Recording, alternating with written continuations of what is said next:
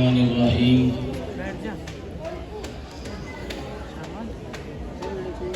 السلام علیکم ورحمۃ اللہ وبرکاتہ. الحمد للہ نحمده ونستعینه ونستغفره ونؤمن به ونتوکل علیہ ونعوذ باللہ من شرور انفسنا ومن سیئات اعمالنا من يهده الله فلا مضل له ومن يضلله فلا هادي له ونشهد أن لا إله إلا الله وحده لا شريك له ونشهد أن سيدنا وشفيعنا وسندنا ومولانا محمدا عبده ورسوله أرسله بالحق بشيرا ونذيرا وداعيا إلى الله بإذنه وسراجا منيرا. وقال تعالى في آية أخرى قل إن كنتم تحبون الله فاتبعوني يحببكم الله ويغفر لكم ذنوبكم والله غفور رحيم. صدق اللہ العظیم.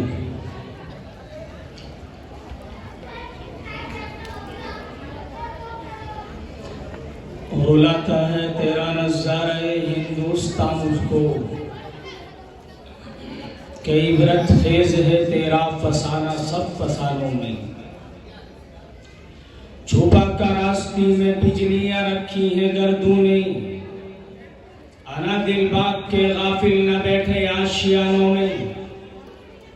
نہ سمجھو گے تو مٹ جاؤ گے ہندوستان والوں. تمہاری داستان تک بھی نہ ہوگی داستانوں میں. اور اللہ یہ کہتا ہے کرو اپنی حفاظت. بزدل کو فرشتے بھی بچانے نہیں آتے.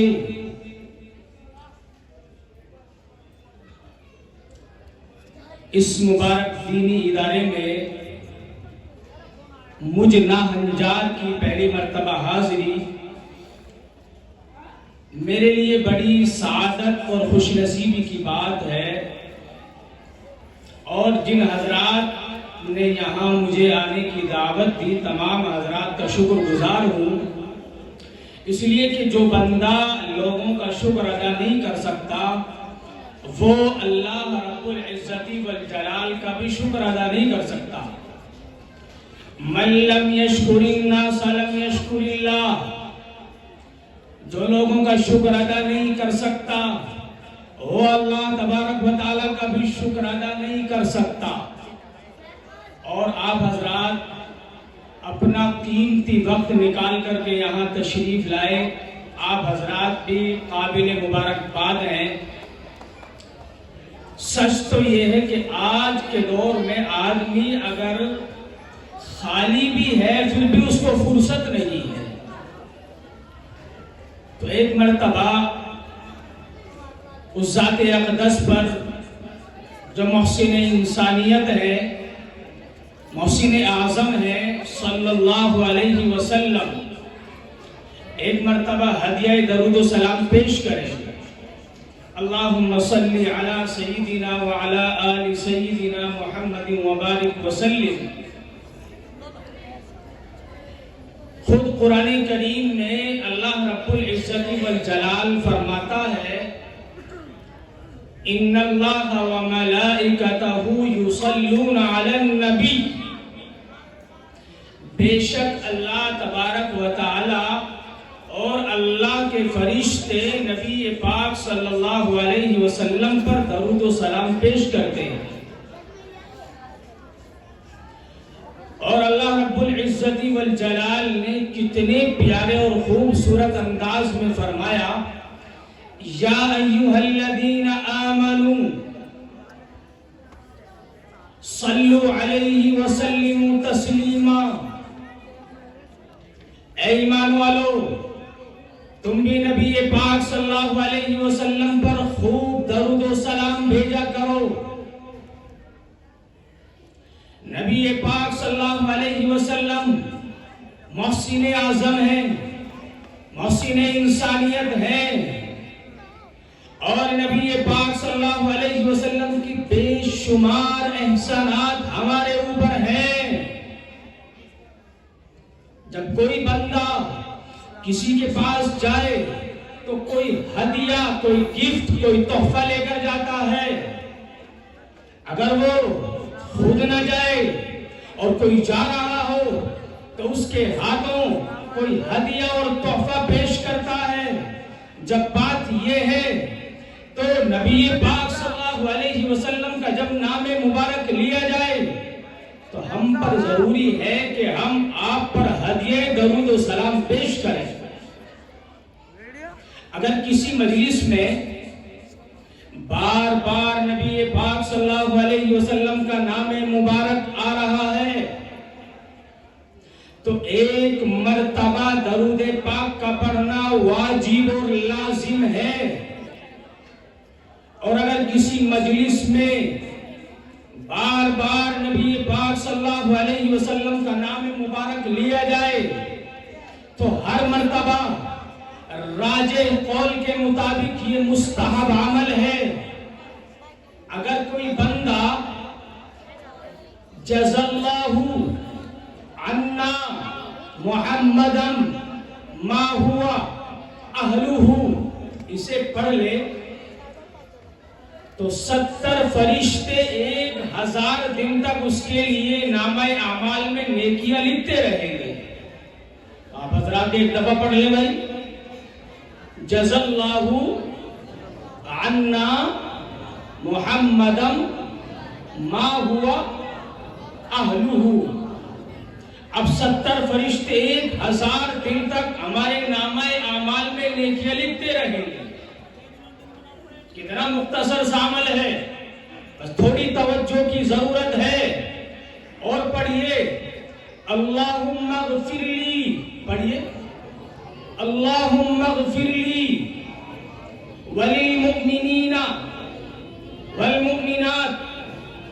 اگر کوئی بندہ دن میں کم از کم ایک مرتبہ اس کو پڑھ لے تو جتنے ساری دنیا میں مسلمان ہیں اتنی نیکیاں اس کے نامہ اعمال میں لکھ دی جاتی ہیں۔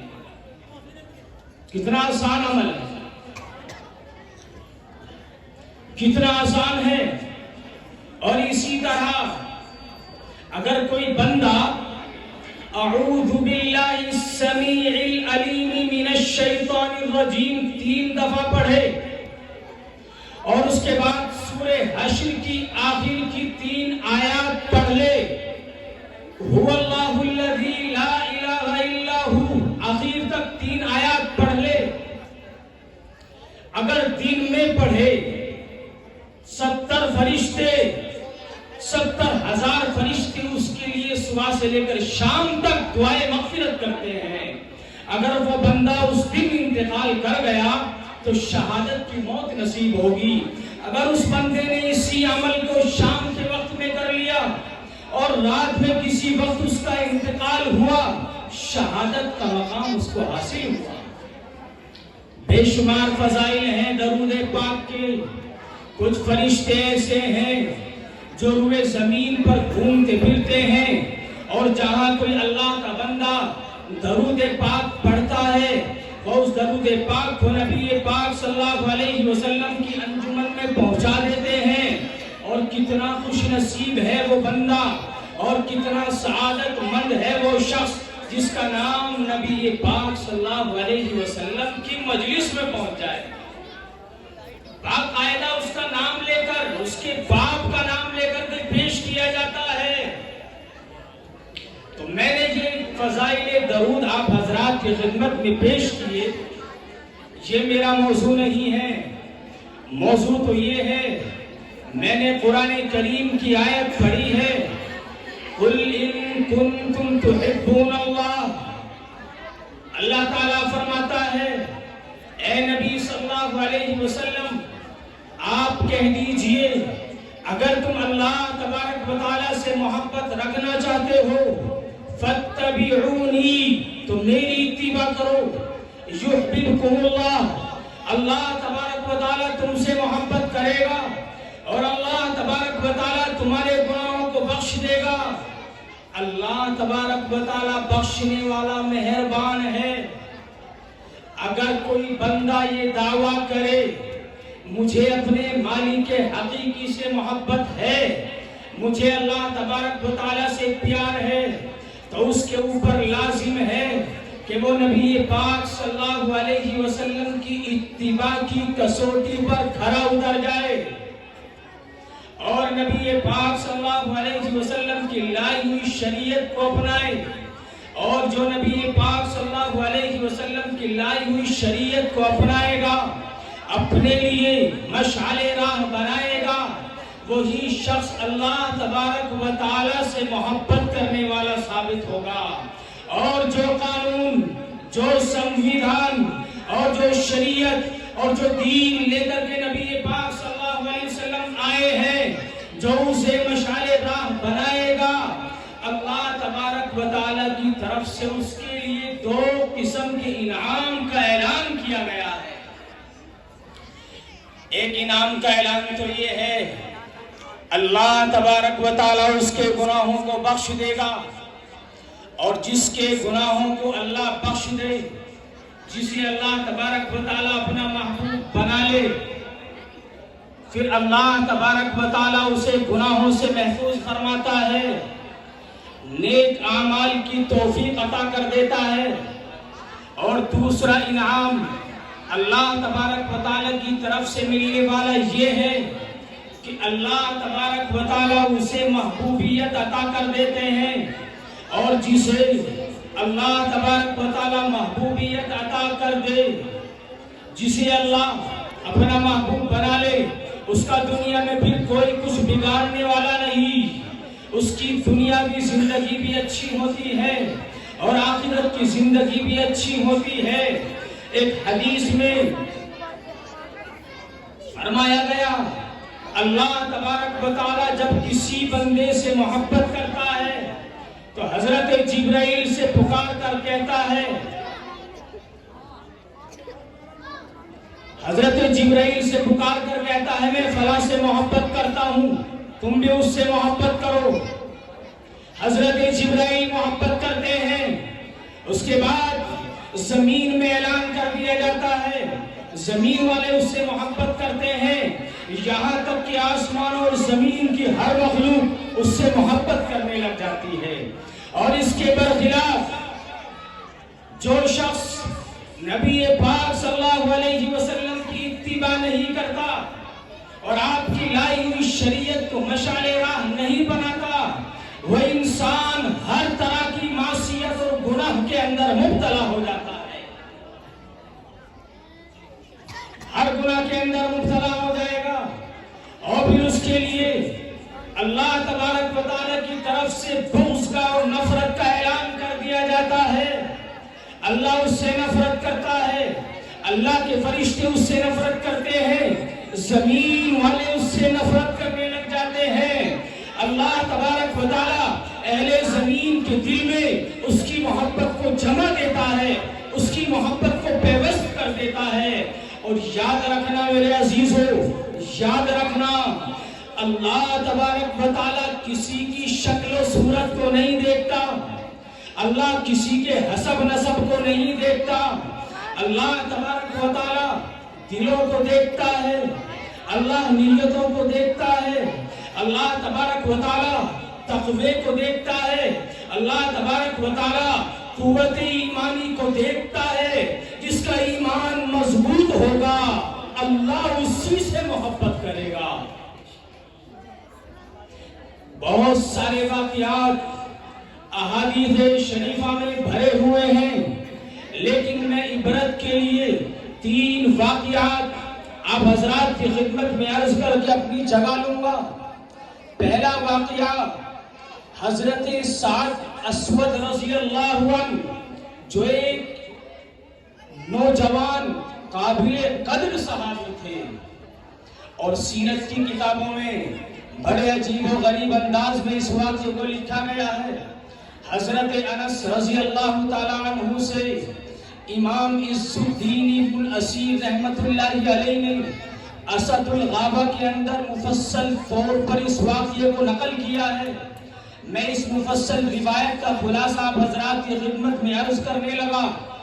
حضرت سعد اسود رضی اللہ عنہ یہ نہایت کالے اور بدصورت انسان تھے، اور انہوں نے اپنے نکاح کا پیغام مدینہ منورہ کے ہر قبیلے میں پیش کیا، ہر قبیلے میں اپنے پیغام نکاح کو بھیجا، لیکن کسی نے قبول نہیں کیا۔ ان کے کالے پن کی وجہ سے، ان کی بدصورتی کی وجہ سے کسی نے ان کو پسند نہیں کیا۔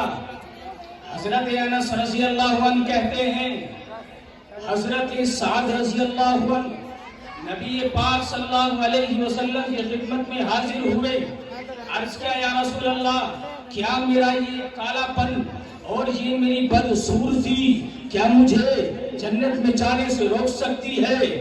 آقا نے فرمایا، اگر تم اللہ پر ایمان لا چکے ہو، اس کے رسول پر ایمان لا چکے ہو، اور تقوی اور پرہیزگاری اختیار کر چکے ہو، تو ایسا ہرگز نہیں ہوگا، بلکہ اللہ کے یہاں تمہارا مقام و مرتبہ بڑا بلند ہوگا۔ حضرت سعد رضی اللہ عنہ نے کلمہ پڑھ کر کے اپنا ایمان ثابت کیا، اپنے ایمان کو ظاہر کیا، اور اس کے بعد دربار رسالت میں حاضر ہوئے۔ عرض کیا یا رسول اللہ، یہ حضرات جو آپ کے پاس میں آتے ہیں، ان دونوں کے پاس میں نے اپنے نکاح کے پیغام کو بھیجا، لیکن انہوں نے قبول نہیں کیا۔ میرے کالے پن کی وجہ سے اور میری بدصورتی کی وجہ سے مجھے پسند نہیں کیا۔ نبی پاک صلی اللہ علیہ وسلم نے حضرت سعد رضی اللہ عنہ کے لیے مدینہ منورہ کی جو سب سے زیادہ خوبصورت، سب سے زیادہ حسینہ اور سب سے زیادہ جمیل اور سب سے زیادہ پڑھی لکھی اور حسین و جمیل عورت کا لڑکی کا انتخاب کیا، اور حضرت سعد سے کہا کہ جاؤ عامر ابن وہب ثقفی کے پاس جاؤ، میں نے ان کی بیٹی کا نکاح تمہارے ساتھ میں کر دیا، اور یہ پیغام پہنچاؤ۔ حضرت سعد رضی اللہ عنہ پہنچے اور جا کر کے نبی پاک صلی اللہ علیہ وسلم کا پیغام پیش کر دیا، لیکن ماں باپ نے انکار کیا، انہوں نے پسند نہیں کیا۔ حضرت سعد رضی اللہ عنہ واپس تشریف لے آئے، لیکن بیٹی یہ سارا منظر دیکھ رہی تھی۔ بیٹی نے کہا، ابا جان، میں تو اس بات کو پسند کرتی ہوں، اللہ اکبر، اس بچی کے ایمان کو دیکھو، اس کے قوت ایمانی کو دیکھو، اس کے کمال ایمان کو دیکھو، اس نے بھی شکل و صورت کو نہیں دیکھا، اس نے بھی صورت کو نہیں دیکھا، حسب نسب کو نہیں دیکھا، اس نے بھی دل کو دیکھا، اس نے تقوی کو دیکھا، اللہ رسول کی محبت کو دیکھا۔ اور بیٹی نے کہا، ابا جان، کہیں ایسا نہ ہو کہ اللہ کی طرف سے آپ کے خلاف کوئی وحی نازل نہ ہو جائے۔ اور ان کے والد دربار رسالت میں پہنچے، آقا نے کہا، تم نے ہمارا بھیجا ہوا آدمی واپس کر دیا؟ وہ کہنے لگے، یا رسول اللہ، ہم بڑے نادم ہیں، ہم بڑے شرمندہ ہیں، ہم نے یہ سوچا تھا کہ شاید اس نے جھوٹ کہا ہو، ہم آپ کے تابع ہیں، ہم اپنی بیٹی کو آپ کے حوالے کرتے ہیں، اور اپنی بیٹی کو حضرت سعد کے حوالے کر دیا۔ اور بیٹی نے ماں باپ سے یہ کہا تھا کہ جب اللہ رسول کوئی فیصلہ کر دے، اس کے بعد کسی کو کوئی اختیار نہیں رہتا۔ اور قرآن کریم کی آیت پڑھی، وَمَا كَانَ لِمُؤْمِنٍ وَلَا مُؤْمِنَةٍ إِذَا قَضَى اللَّهُ وَرَسُولُهُ أَمْرًا أَن يَكُونَ لَهُمُ الْخِيَرَةُ وَمَن يَعْصِ اللَّهَ وَرَسُولَهُ فَقَدْ ضَلَّ ضَلَالًا مُبِينًا۔ کسی مومن مرد اور عورت کے لیے جب اللہ رسول کوئی فیصلہ کر دے کسی کو کوئی اختیار نہیں رہتا، اور جو اللہ رسول کی نافرمانی کرے گا وہ کھلی گمراہی کے اندر مبتلا ہو جائے گا۔ اب کیا ہوا؟ حضرت سعد رضی اللہ عنہ اپنی اہلیہ کے لیے سامان لینے کے لیے بازار تشریف لے گئے۔ بازار میں ہیں، اپنی بیوی کے لیے کوئی سامان خرید رہے ہیں۔ ابو سی اسنا میں ایک آواز کان میں آئی، میں اشاروں میں کہہ رہا ہوں، رات کی نزاکت ہے، آنے والا وقت ہی آنے والا ہے، ایک ایک شخص کو بے حیائی کے ارتکاب کرنے پر مجبور کر دیا جائے گا۔ آپ اسے افسانہ نہ سمجھیے، آپ اسے خواب و خیال نہ سمجھیے، اللہ کی شریعت کے مقابلے میں دجال اپنی شریعت، اپنا قانون لے کر آ رہا ہے۔ میں اشاروں میں کہہ رہا ہوں، حضرت سعد نے اپنی بیوی کا سامان خریدنے کے بجائے دوسرا سامان خریدا اور جام شہادت نوش فرما لیا۔ نبی پاک صلی اللہ علیہ وسلم نے ان کے ساز و سامان کو ان کی اہلیہ کے پاس بھجوایا اور ان کے سسرال والوں نے یہ کہلا دیا، اللہ تبارک و تعالیٰ نے تمہاری بیٹی سے زیادہ خوبصورت آخرت کی لڑکیوں سے اس کا نکاح کر دیا ہے۔ اپنے سر مبارک کو گود میں رکھا۔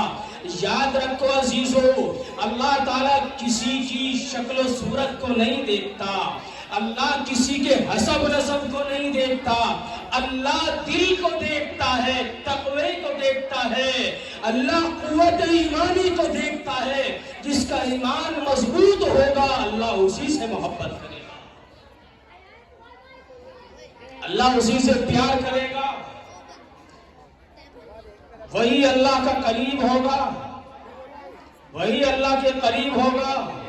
بالکل اسی طرح کا واقعہ حضرت جلیبیب رضی اللہ عنہ کا بھی ہے، اور یہ حضرت ابو برزہ اسلمی رضی اللہ عنہ سے مروی ہے، اور یہ بھی اسد الغابہ کے اندر موجود ہے۔ اس واقعے سے ہمیں یہ معلوم ہوا کہ اللہ تبارک و تعالیٰ کی محبت کا مدار نبی پاک صلی اللہ علیہ وسلم کی اتباع پر ہے۔ جو نبی پاک صلی اللہ علیہ وسلم کی اتباع نہیں کرتا وہ اپنے مالک حقیقی کی محبت میں سچا ثابت نہیں ہو سکتا۔ دوسرا واقعہ حضرت بلال رضی اللہ عنہ کا ہے۔ نبی پاک صلی اللہ علیہ وسلم کی وفات کے بعد اکثر صحابہ نے مدینہ منورہ کو چھوڑ دیا، کوئی ملک شام چلا گیا، کوئی بصرہ، کوئی کوفہ، کوئی عراق، کوئی کہیں چلا گیا۔ حضرت بلال رضی اللہ عنہ ملک شام کی طرف جانے لگے۔ حضرت صدیق اکبر نے کہا، آپ یہیں مدینہ میں ہمارے پاس مقیم رہیں، آپ اذان دیتے رہیں۔ چنانچہ حضرت بلال رضی اللہ عنہ مدینہ میں مقیم رہے، اذان دیتے رہے۔ حضرت صدیق اکبر کی وفات کے بعد حضرت بلال نے فیصلہ کر لیا ملک شام جانے کا۔ حضرت عمر ابن خطاب نے کہا، بلال آپ مدینہ میں رہیں، یہاں اذان دیتے رہیں، یہاں مقیم رہیں۔ حضرت بلال نے کہا کہ جن اماموں کے لیے میں اذان دیا کرتا تھا وہ امام نہیں رہے، وہ دنیا سے چلے گئے، میں بھی جا رہا ہوں۔ حضرت ابو بکر صدیق رضی اللہ عنہ نے مجھے آزاد کرایا تھا، مجھے آزادی دلائی تھی، تو میں بھی جا رہا ہوں۔ حضرت عمر ابن خطاب کے زمانے میں حضرت بلال ملک شام چلے گئے، وہاں مقیم رہے۔ ایک عرصے کے بعد خواب میں نبی پاک صلی اللہ علیہ وسلم کا دیدار نصیب ہوا۔ آقا نے فرمایا، حضرت بلال رضی اللہ عنہ یہ کیا جفا ہے، یہ کیا جفا ہے، کیا ہماری زیارت نہیں کرنی؟ حضرت بلال روتے ہوئے نیند سے بیدار ہوئے، فوراً مدینہ منورہ کا رخ کیا اور روضہ اقدس پر جا کر کے زار زار رونے لگے اور چلانے لگے۔ اس کے بعد نواسہ رسول امام حسنین کریمین کو سینے سے لگایا اور نواسوں نے کہا، دادا جان، نانا جان کے زمانے کی اذان یاد آ رہی ہے، اور یہ درخواست ایسی نہیں کہ جس کو ٹھکرا دیا جائے، جس کو نظر انداز کر دیا جائے. یہ درخواست ایسی نہیں تھی. حضرت بلال صبح سویرے فجر کی اذان دینے کے لیے مسجد نبوی کی چھت پر چڑھے ہیں، اور جب انہوں نے اذان کے ابتدائی کلمات کہے، رب دو جہاں کی قسم، مدینہ میں عجیب کیفیت طاری ہو گئی. اور اس کے بعد جب انہوں نے اشہد ان لا الہ الا اللہ کہا، اضطراب میں اور اضافہ ہوا. اور جب انہوں نے کہا اشہد ان محمد رسول اللہ، لکھا ہے مرد بھی عورتیں بھی اتنا روئے اس سے پہلے کبھی نہیں روئے. اندازہ لگائیے صحابہ کو آقا سے کیسا پیار تھا، کیسی محبت تھی صحابہ کو. اللہ نے حضرت بلال کی اذان کی آواز میں جو روحانیت اور کشش رکھی تھی، اللہ نے وہ کسی اور کو عطا نہیں فرمائی تھی. رہ گئی رسم اذان، روح بلالی نہ رہی، فلسفہ رہ گیا، تلقین غزالی نہ رہی. تیسرا واقعہ، وقت تو میرا ہوا چلا ہے لیکن میں تیسرا واقعہ اور عرض کر دوں. تیسرا واقعہ شمائل ترمذی کے اندر حضرت ظاہر ابن ہزام اشجعی رضی اللہ عنہ کا بہت خوبصورت انداز میں نقل کیا گیا. یہ حضرت ظاہر ابن ہزام اشجعی رضی اللہ عنہ یہ دیہات کے رہنے والے تھے، اور یہ دیہاتی نبی پاک صلی اللہ علیہ وسلم کے پاس تحفے لایا کرتے تھے. کوئی ترکاری لے آتا، کوئی سبزی لے آتا، اور نبی پاک صلی اللہ علیہ وسلم بہت محبت کے ساتھ اس کو قبول فرماتے. اور جب یہ دیہاتی حضور اکرم صلی اللہ علیہ وسلم کے پاس سے واپس تشریف لے جاتے تو آقا بھی ان کو کچھ نہ کچھ ہدیہ دیا کرتے تھے. یہ حضرت ظاہر ابن ہزام غریب آدمی ہیں، انتہائی خستہ حالت ہے، بدصورت ہیں، لیکن ان کا ایمان کمال ایمان اعلیٰ درجے کا تھا. حضرت ظاہر مدینے میں بازار میں اپنا سامان بیچ رہے ہیں، پیچھے سے نبی پاک صلی اللہ علیہ وسلم پہنچے اور اچانک سے جا کر کے ان کی آنکھوں کو بند کر دیا. اب حضرت ظاہر کو تو معلوم نہیں تھا کون ہے، وہ تو ایک عام آدمی سمجھ رہے تھے، لیکن انہوں نے شور مچانا شروع کر دیا، مجھے چھوڑو مجھے چھوڑو مجھے چھوڑو، یہ اعلان کر رہے ہیں. لیکن جب انہوں نے کنکھیوں سے دیکھا پیچھے کو مڑ کے، اب بجائے مجھے چھوڑو کہنے کے اپنی پیٹھ کو آقا کے سینے سے لگا دیا کہ آقا کے جسم مبارک سے بدن کا لگ جانا یہ خیر و برکت اور عافیت کی چیز ہے. آقا نے فرمایا کون ہے جو اسے خریدے گا؟ حضرت ظاہر نے کہا یا رسول اللہ، کالا کلوٹا انسان ہوں، بدصورت انسان ہوں، کیا ملے گا؟ آقا نے فرمایا اللہ کے یہاں تم سستے نہیں ہو، اللہ کے یہاں تمہاری بڑی قیمت ہے. ایک حدیث کی واقعات سے ہمیں یہ سبق لینے کی ضرورت ہے کہ اللہ رسول کی محبت کا مدار انسانوں کے دلوں پر ہے. ایک حدیث میں آتا ہے، اور جو بندہ تقوی میں جتنا اعلیٰ ہوگا اتنا ہی اللہ رسول کی محبت میں اعلیٰ ہوگا. ایک حدیث میں آتا ہے حضرت اسامہ رضی اللہ عنہ یہ کالے کلوٹے تھے، اور نبی پاک صلی اللہ علیہ وسلم کو حضرت اسامہ رضی اللہ عنہ سے بہت محبت تھی. ایک مرتبہ میرے نبی نے امی عائشہ سے کہا تھا اس سے محبت کرو، اس لیے کہ میں اس سے محبت کرتا ہوں. معلوم یہ ہوا کہ اللہ کی محبت کا مدار نبی کی اتباع پر ہے، اور جو نبی کی اتباع نہیں کرتا وہ اللہ کی محبت میں سچا نہیں ہو سکتا. بھائی آخری بات عرض کر رہا ہوں، یہ تو ہر مسلمان دعویٰ کرتا ہے مجھے نبی پاک صلی اللہ علیہ وسلم سے محبت ہے. بتاؤ بھائی ہے یا نہیں ہے؟ ہاتھ کھڑا کر کے بتاؤ کس چیز کو محبت ہے؟ سب کو محبت ہے. سب دعویٰ کرتے ہیں کہ ہمیں آقا سے محبت ہے، لیکن آقا سے محبت کے لیے دلیل بھی تو دینی پڑے گی نا. اگر دلیل نہیں دیں گے تو دعویٰ جھوٹا ہو جائے گا. ایسا تو کوئی بندہ کسی بھی چیز کا دعویٰ کر سکتا ہے. ایک بندہ دعویٰ کرے کہ بھائی مجھے اپنے باپ سے محبت ہے, میں اپنے باپ سے پیار کرتا ہوں. اب اس کا باپ بیمار ہے, کمزور ہے, ضعیف ہے. اب اس کا باپ کہے بیٹا مجھے پیاس لگی ہے, پانی پلاؤ. بیٹا سامنے ہے, بیٹا کہے ابا جان محبت تو کرتا ہوں لیکن پانی نہیں پلاؤں گا. اب بتائیے دعویٰ تو کرتا ہے لیکن دلیل اس کے پاس میں موجود نہیں ہے, یہ اپنے دعوے میں جھوٹا ہے. ایسا کوئی بندہ کوئی بھی دعویٰ کر سکتا ہے. بہت ساری مستورات جا رہی ہو, اب کسی عورت کو نشانہ بنائے اور نشانہ بنا کر کے یہ کہے جو عورت جا رہی ہے یہ میری بیوی ہے. بھائی تو نے دعویٰ تو کیا ہے بیوی ہونے کا, اب تجھے دلیل دینی پڑے گی. اگر تو دلیل نہیں دے گا تو اپنی پیٹھ کو بچانا مشکل ہو جائے گا. آج ہم دعویٰ کرتے ہیں آقا سے محبت ہے تو ہمیں دعوی محبت سے پہلے آقا کی اتباع کرنی ہوگی, عامل بالسنہ بننا ہوگا.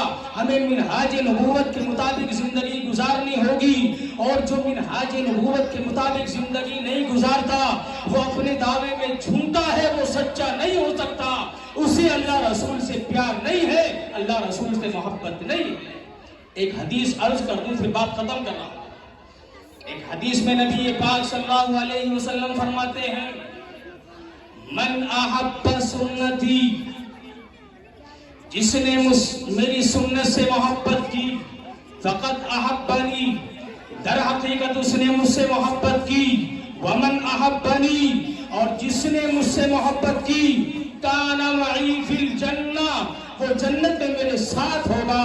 اور ترمذی کے بعض نسخوں میں لکھا ہے ومن احیا سنتی فقد احیانی, کہ جس نے میری سنت کو زندہ کیا اس نے مجھے راحت پہنچائی, اور جس نے مجھے راحت پہنچائی کان معی فی الجنہ, وہ جنت میں میرے ساتھ ہوگا.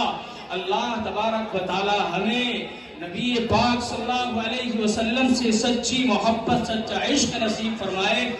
آپ حضرات نے اپنا قیمتی وقت نکال کر کے آپ نے یہاں دیا. ابھی علماء تشریف